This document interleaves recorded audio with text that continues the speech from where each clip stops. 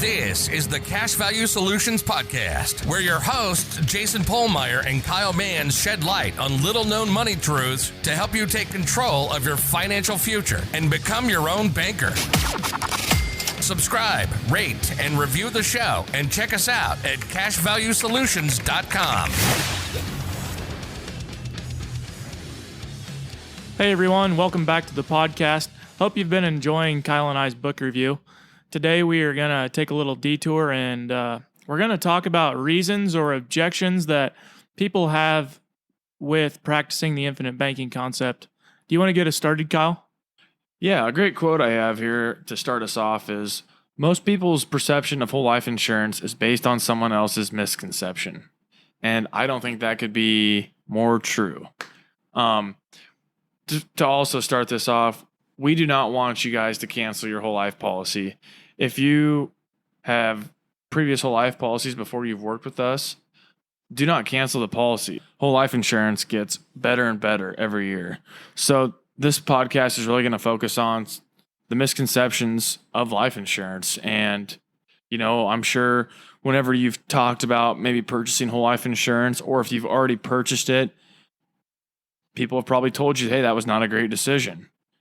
Yeah, and so we're gonna start off here with, you know, people probably tell you if you need life insurance, you can probably find cheaper insurance.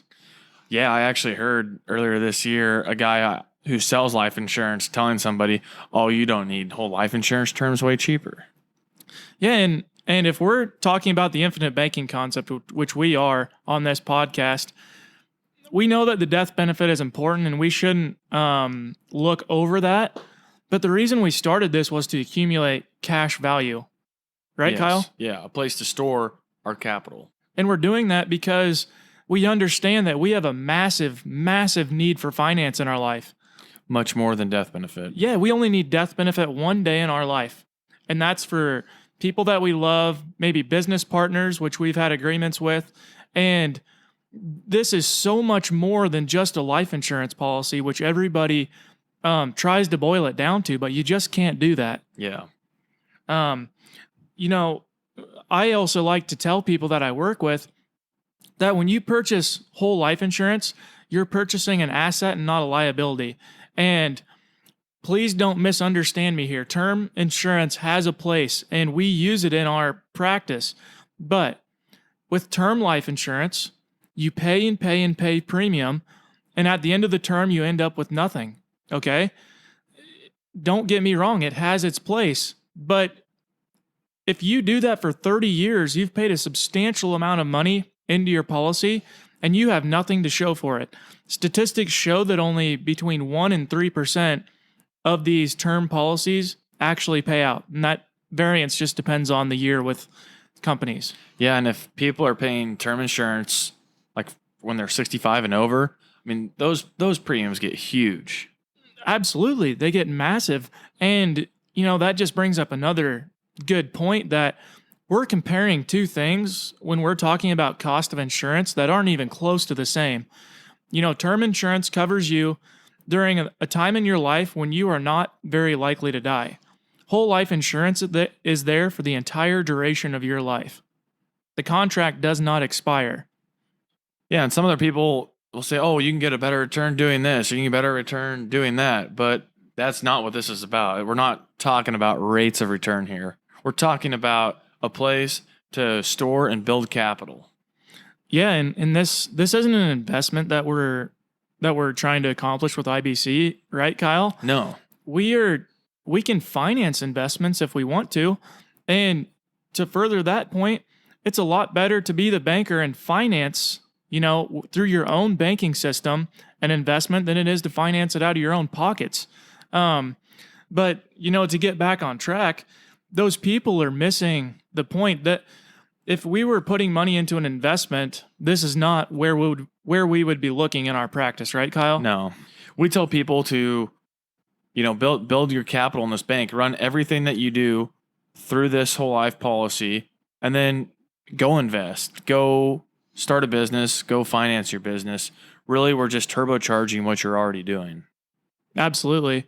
And, you know, if somebody is truly stuck on this rate of return mindset, then they don't understand that IBC is a cash flow management system. It's a place where we accumulate capital, just like Kyle said. And then when we see an investment, we have the opportunity to act on that. Yeah, and we don't want to make this about rate of returns because it's not. But when you look at it from a historical performance and how its tax treatment is, whole life insurance, when it's properly structured, really does rival some actual returns of other investments. It absolutely does. And in terms of actual dollars that you get back, it's very impressive. The return that you're going to get over time is very good. Yeah. And, we can get stuck also on rate of returns. Let's say you're saving 10% of your money, putting into the stock market. And let's say that that's making whatever they say it is, 6, 7, 8% average. If you're Dave Ramsey fan, it's a magical 12%. But what if we could, instead of just putting 10% of our money away into some vehicle, what if we could run most of our cash flows that we have 50, 60, 70, 80% through a whole life policy, and even a moderate or, conservative return on all that more money? I mean, that makes a huge difference. Yeah, it comes down to the end of the day, or excuse me, I should say what it does not come down to at the end of the day is rate of return. What it does come down to is how many dollars that you actually get from your system. Yeah, the volume. The rate of return, as Nelson said so many times, is so unimportant, right? In the grand scheme of things, the dollars that you get to spend in the future that you have access to is what it comes down to. Yeah, and let's say you take a mortgage out on a house, 30 or 15 year really doesn't matter. Those first however many years, even if it's only 4% interest, look at how much interest you are paying. I mean, the volume of that it's huge. It's unreal. I mean, it's in the high 90s for how much of that payment is interest alone. Interest versus principal, we're saying. And that's something that isn't well talked about either in this financial talking head guru language that they like to spew. Yeah, I mean, you see 4% interest on this car or piece of equipment, whatever, and that's we see that, and then that's what we like to think. Oh, it's just 4% interest every year, but that is not the whole the true volume of interest that we're paying. Yeah, and I would just challenge anybody, to wrap up on the rate of return thing here. I challenge you guys, if you really consider all the time, energy, effort, education that you put into other types of investments, to really figure that out and see like where you're at compared to a system like this. And I think that I gave off a statistic a few podcasts back of where the typical equity mutual fund investor earned around 4.25%. Is that right, Kyle? Something like that over the past 20 years. Yeah. I just encourage you guys, don't listen to the numbers that you hear on the radio and you see in these marketing campaigns, because oftentimes they are talking about average rate of returns that mean absolutely nothing in the grand scheme of things. Yes. Good point. So I think we've really hit that hard, Kyle. You want to move on? Yeah. So let's go on we'll talk about a little bit about qualified plans here. And well, what about I can defer taxes with my IRA or my 401k? Can I ask you a question, Kyle? Go ahead. Do you think taxes are going up in the future, going down, or going to stay the same? If I was a betting man, I would be betting on them going up. Okay. I will say that I cannot predict what the future of taxes is, but I do believe they'll be going up for a couple of reasons. One is historically we're in a very low tax rate environment right now. Yeah. And just in 2025, the Tax Cuts and Jobs Act, the personal income tax is going to be going up again because that is expiring. Yep. And aside from that, my other reason is a former Comptroller General of the U.S. So what this is they're the like head accountant for the United States on their fiscal responsibility. Okay. And a quote from him, David Walker again, is the current fiscal policy is unsustainable. We are heading to a future where we'll have to double taxes or cut federal spending by 60%. Now, I don't know about you, but I think it's a lot more likely that tax rates will go up than government spending will be cut. Um, we're just telling you guys things that we're aware of, and we are not giving out any type of tax or legal advice here, but we're just trying to make you aware of things that we see on the horizon. Yeah, and another way to look at this tax deference is, okay, well, you're getting a tax deduction up front for your contribution. So let's say you put $10,000 in, you get a tax deduction for that at that time. Let's say over 40 years, it grows to $50,000 or whatever. Well, then when you access that money, you're paying taxes on that $50,000 instead of the $10,000 that you put in. You're paying tax on the harvest instead of the seed. Is that what you're getting at, Kyle? Yeah. I couldn't agree more. And another thing that I want to bring up is it's extremely common to hear, postpone your taxes now. You'll be in a lower tax bracket in the future. You know, we have no idea, as we just said, what taxes will do in the future. There's some reasons why we believe they're going to go up. But let's just say they stay the same even. Kyle, what this is basically assuming that you'll be willing to live at a lesser standard in the future than you are right now, isn't it? Yeah, I completely disagree with people who say that. It's like, why would you work your whole life then to live at a lower standard in your later years in life? And also, you're going to have less deductions. You're probably not going to have any dependents living with you, so you're not going to get child deductions. Yeah, I think that's the very best example that you can give. I mean, if you have 2 kids, 3 kids, 4 kids, I mean, that number has gone down in the recent history. But I mean, that's a very obvious deduction that people have in their working years that isn't there in their later years. Also, mortgage deduction. I mean, by that time, your house may be paid off by then, so you're not going to have your mortgage deduction. I mean, deductions are going to go away. I just don't see the lower tax bracket being possible or feasible anyways. Yeah. How about Roth IRAs? I can put money in my Roth IRA and the money can grow tax-free. Well, that is true. It can grow, but it can also lose value as well too. So we need to look at that. It's not saving, it's investing. So there's risk of loss there. We give up control to our growth. We can still access the principal penalty-free, but if we want to access any of the growth, we pay a penalty on that. Yeah, and I mean, just so we can quit talking about qualified plans, I just want to tell everybody that if you're looking at a qualified plan, you must understand that you're subjecting yourself to limitations, restrictions, and penalties to use your money.